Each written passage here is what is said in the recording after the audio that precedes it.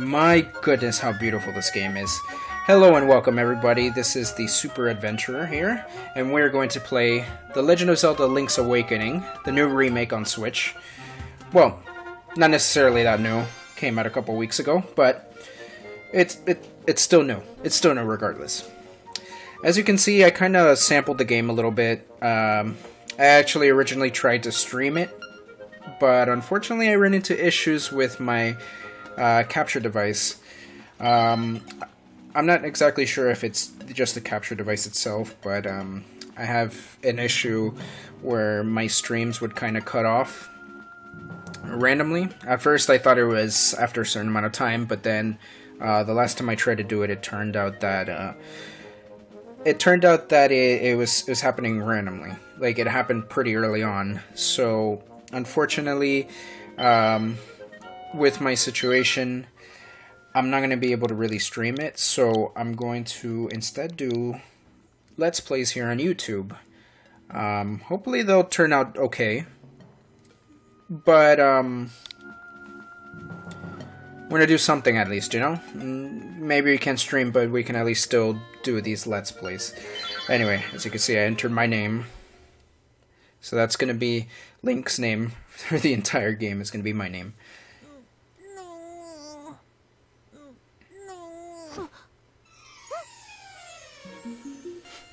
Oh my god, that face. Just look at that face. That's how I'm gonna wake up from now on. With that face right there.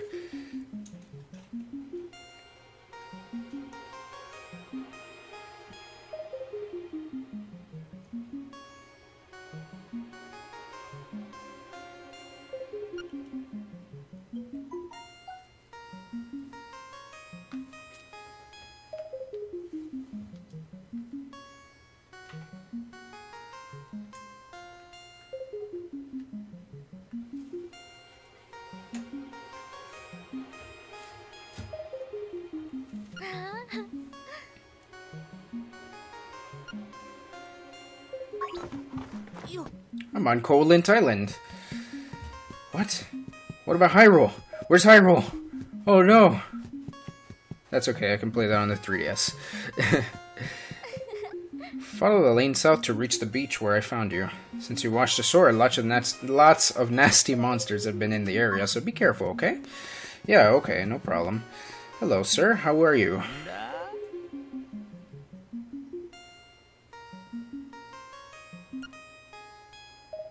What? How did I know your name? You think it's weird, eh? Well, I saw it on the back of this shield. Yep. So Link writes his name on the back of the shield. That's a good way to make sure you don't lose it. I, on the other hand, I have my own Hylian shield, and I don't write my name on it, but I probably should, considering Link himself does it.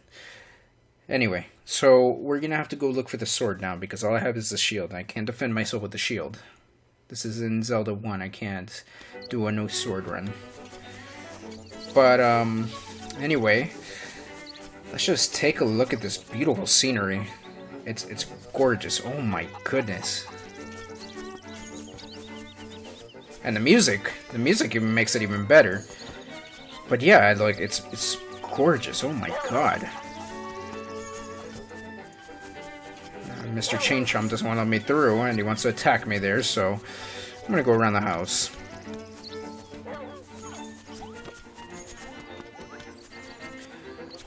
I've already done a little bit of exploring, and I like it. I think it's got a lot of nice places to look at, but there's this crane game that I have my own fair share of hatred for, because during my first stream I was stuck with a lot of items falling out, and it was annoying me to no end. But I had to do it because there was stuff in there I needed. But we'll focus on that later. Right now we gotta go find the sword, and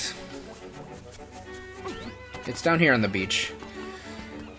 And at first I wasn't sure exactly how to get through here, but then I realized I had to use the sword to push these urchins. Okay, that was stupid.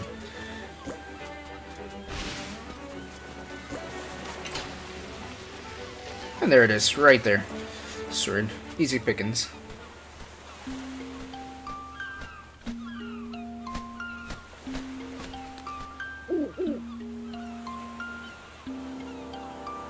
I am the lad that owns a sword.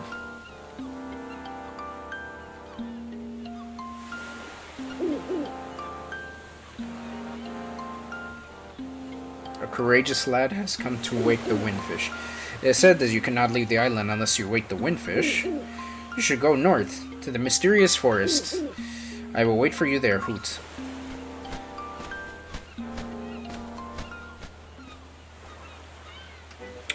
Well, yes, so for those of you who don't know, Link's Awakening has a bit of a kind of a darkish storyline.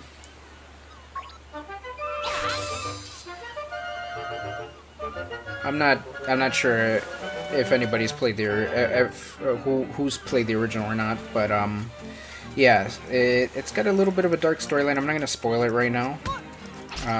Oops, I pressed the wrong button.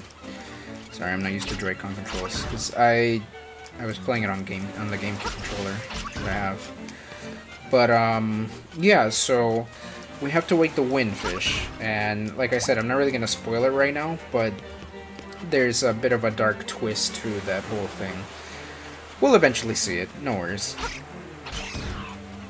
But for now, we gotta head up to the mysterious forest to see what the owl wants us to do.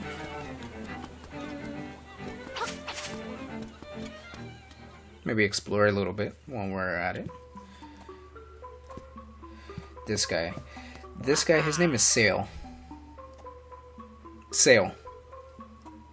Like, not like a sail, like a sailboat, but sail, like steam summer sail, which is already passed. We're nearing the winter time, so steam winter sail. But yeah, this guy's name is Sail, and his hobby is collecting rare and unusual canned food. Okay, all right. I mean, I see a lot of fruit here, so you would think that his thing is collecting fruit. There's a lot of bananas here, but nope, it's canned food. Which that will be something that will help us on later.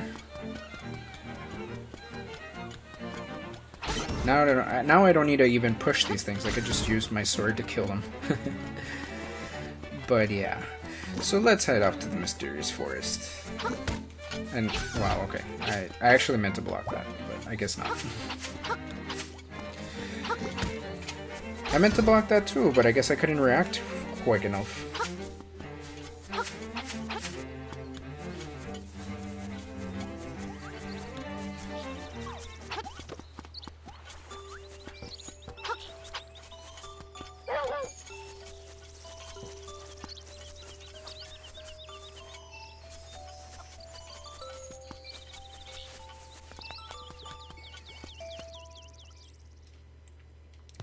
One thing that I find funny is phones in The Legend of Zelda. Anybody else find that funny? I thought I'd bring that to everybody's attention before I go to the forest. 'Cause phones. And this is not the only spot that there is one. This is just one of the spots, so these are all around the place. But yeah, basically, the idea of the phones is that you call the old man for hints, or stuff like that. At least in the beginning of the game, all he tells you is the library. The library, you explore and it gives you hints. Well, no, not hints, I'm sorry. It explains everything about the actual game itself. Like different aspects, like enemies and I think power-ups and all that stuff. So yeah, it seems that Old Man Ulrira is a shy guy in person. Yep. So this is the person that you actually call. You can see the phone right next to him. But yeah, so he'll always give you hints and such. I wonder... Grandma Yahoo. Yahoo? Yahoo! But yeah, so basically what he was talking about was this library here. This is what he was talking about. It's this small stone building that looks different from everything else. But yeah, it's got all these books everywhere. You just read one of them, tells you like this is name. So oh okay, no, never mind. That's actually the actual map. But yeah, there gives you an actual map. This one, I think it just tells you how to use your shield, but I already know how to do that, so that's okay. The mirrored variety that also reflects beams, so yeah, the mirror shield, like in Ocarina of Time, it'll appear. I say Ocarina of Time, even though Ocarina of Time came after Link's Awakening, but to tell you the truth, I've never actually played Link's Awakening. Well, okay, I sampled a little bit of it because I had to do a, I used to have an old channel that I only stopped really doing anything on about last year, like about a year ago. And in that channel, I did, back in 2016, I did a top 10 Zelda games, with Link's Awakening being number 8, if I'm not mistaken. Number 8 or number 9. It was one of those. I think it was number 9, yeah. Is number 9, and I had to sample it, of course, because I can't judge a game without playing it. Doesn't make sense. But yeah, I had to sample it a little bit. I enjoyed it. It's just so difficult to judge Zelda games altogether because there's so many. All of them are really good in their own way, so it's just hard to do that.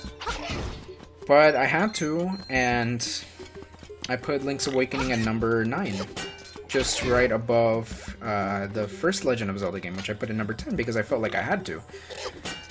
And yeah, there's that. Okay, I'm getting double teamed here. That's no bueno. Stop. But yeah, so I sampled it. I didn't play a whole lot of it, but yeah, I really liked it, and I think simultaneously while I played this game, I'm probably gonna get the Nintendo 3DS version of Link's Awakening on the eShop, so I can probably do like maybe a video on both. Who knows? Maybe take a look at the differences. See what I like. So now here's the thing with this raccoon. If you walk in here,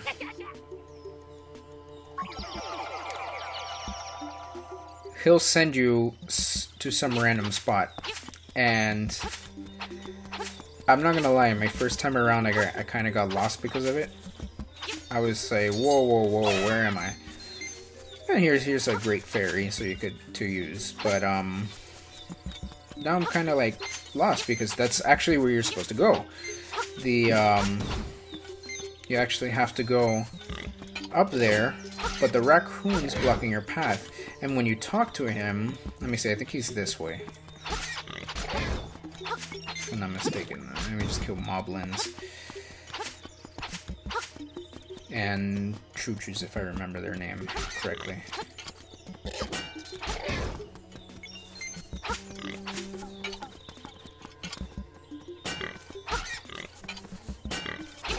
This one's a little tougher with the sword and shield because you can't even hit him directly. You have to kind of like counter him first and then hit him.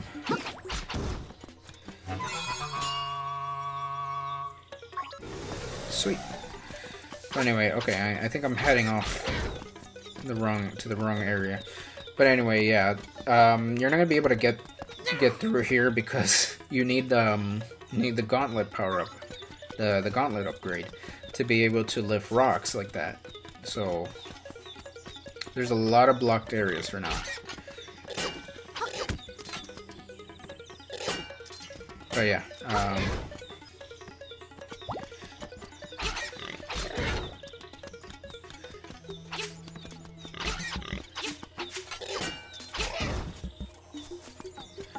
Anyway, yeah, so I completely lost what I was talking about. I had to pause for something there.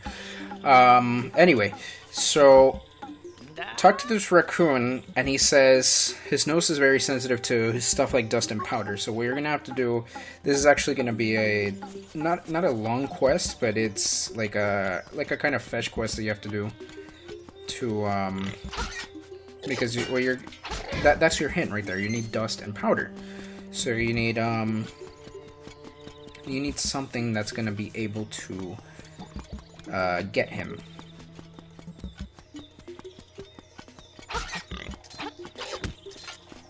So you can get past. We're gonna take a quick detour in here because it's kind of one of the places.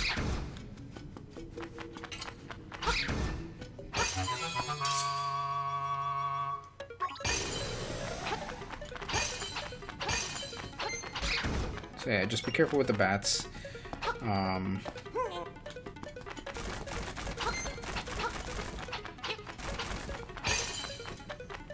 Because they'll try to attack you, especially from behind like that.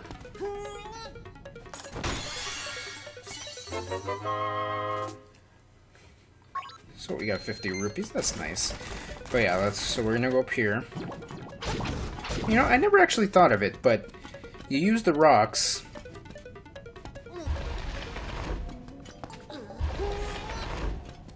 Because at first I was unsure, because I was thinking these rocks, you know, you had to get an upgrade for that to be able to push them. So I didn't really try. And then it turns out, yeah, no, you could totally try.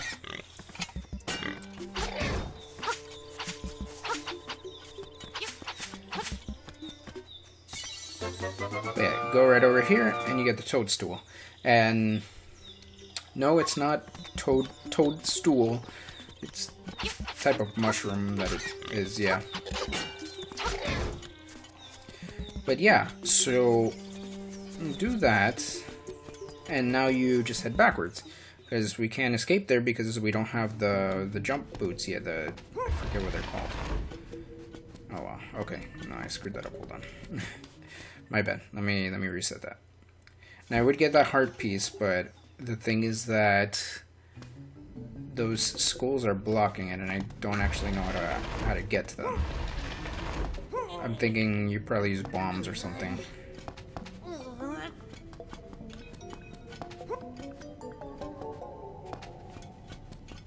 Oh wait, never mind. I think I actually did it wrong this time. Okay, we'll fix that. Yeah. Let's go back in there. Let me make sure.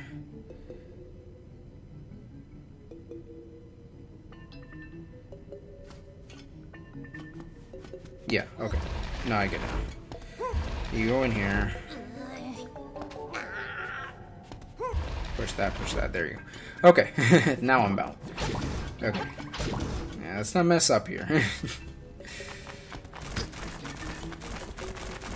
let's not fall off. Whoop! Okay, I guess I did fall off. Alright, it'll respawn. But yeah. That's what I hate about these bats. They try to blindside you, especially while you're crawling over that.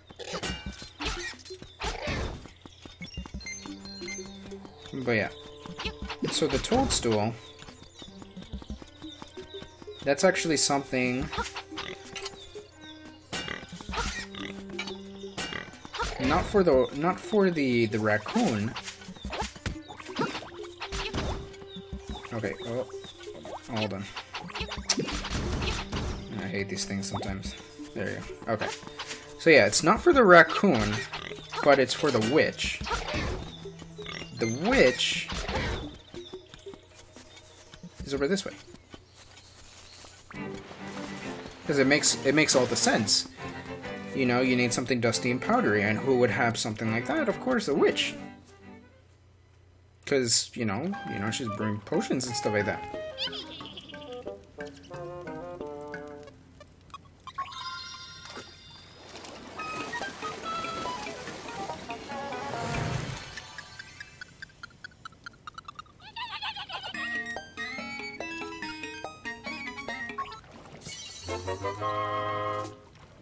And there you go. So we got some magic powder now that we could use for the raccoon. And that'll make everything better. Okay. So now,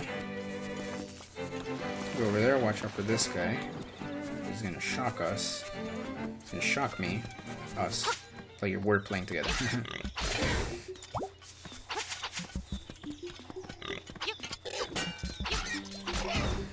But yeah. Let's go back to our not so funny raccoon friend. And go use this powder on him. Yeah, screw with him because he's screwing with us.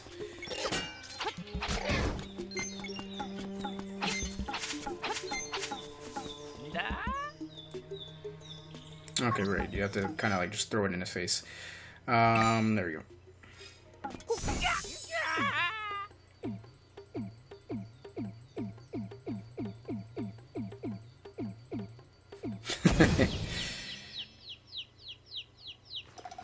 Oh, look at that, it's Terran. Yeah.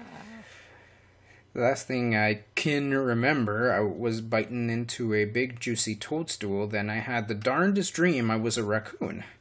Yeah, sounds strange, but it sure was fun. Yeah, so Terran was the raccoon that was screwing with us.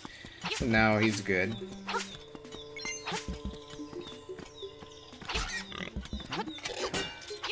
I'll make sure he doesn't get hurt. Alright, one thing I don't like is that even if you pick those up multiple times, it's always going to tell you every single time. Oh, nice. Well, we got the key to the first dungeon. But yeah, so every single time you get the Guardian Acorn or the power, the piece of power, whatever that is, it tells you what it does every time. And to me, that breaks the pace a little bit because it's just like, okay, I get it. I already know what that does. So, you know, you don't have to tell me multiple times. But anyway, yeah. So this is actually how you get the first key to the dungeon, which actually we passed by earlier when I was on my way to the beach looking for the sword. I guess you're gonna... Yeah, I guess you're gonna stay there.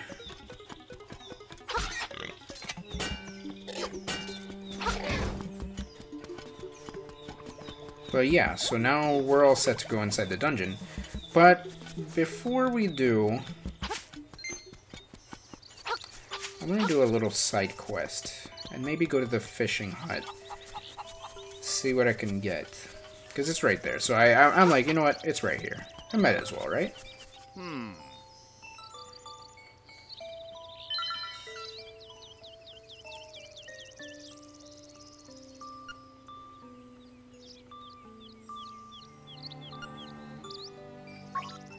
There we go. So, this is actually pretty easy. Like, the first time around, unfortunately I missed catching, like, a big fish, but I made some decent money. I made some decent rupees doing it. So this one's going after it. There you go.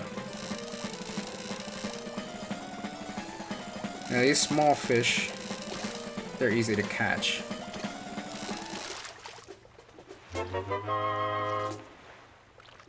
That is a priceless face right there. You landed a fish, just like you. It's small, but it has plenty of fight. Okay, thanks for calling me small.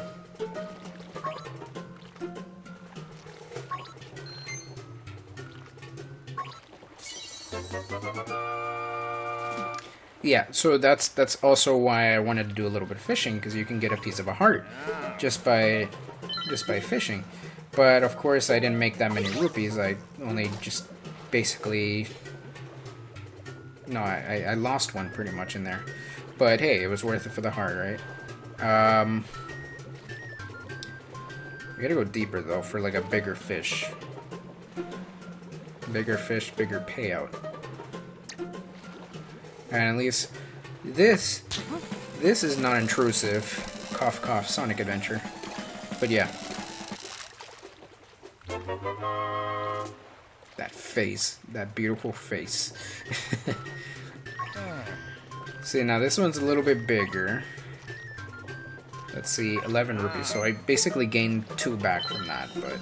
Or, no, 1 back from that. But, yeah. I'm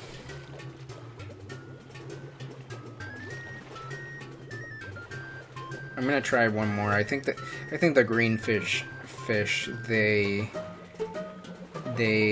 more of a bonus. They also do look a tiny bit bigger, but yeah.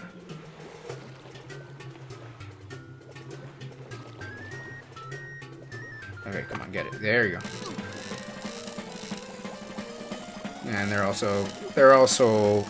also fight a lot more. But I got it. That's the face. I got it. So yeah, you reeled in a big fish. It's so heavy you wish you caught something lighter. Wow, what 20.55 inch fish. That's a lunker. Nice one. That's worth 17 rupees. So it's not that much more, but it's still pretty good, I'd say. Whoop.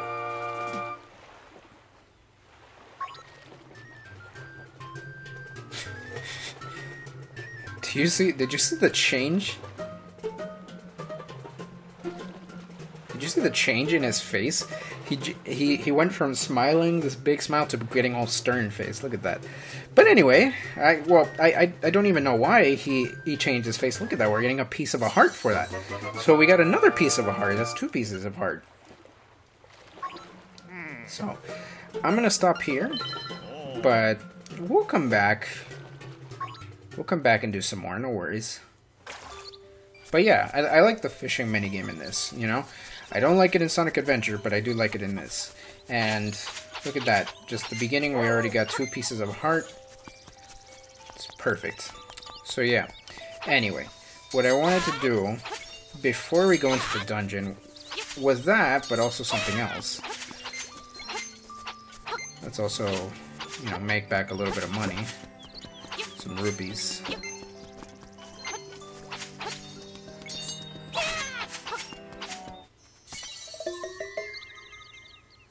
You found a secret seashell, but what would you do with it? So basically, also in this game, part of 100% is collecting 100 seashells. So there's 1, which means we have to find the rest. That's going to be a long time.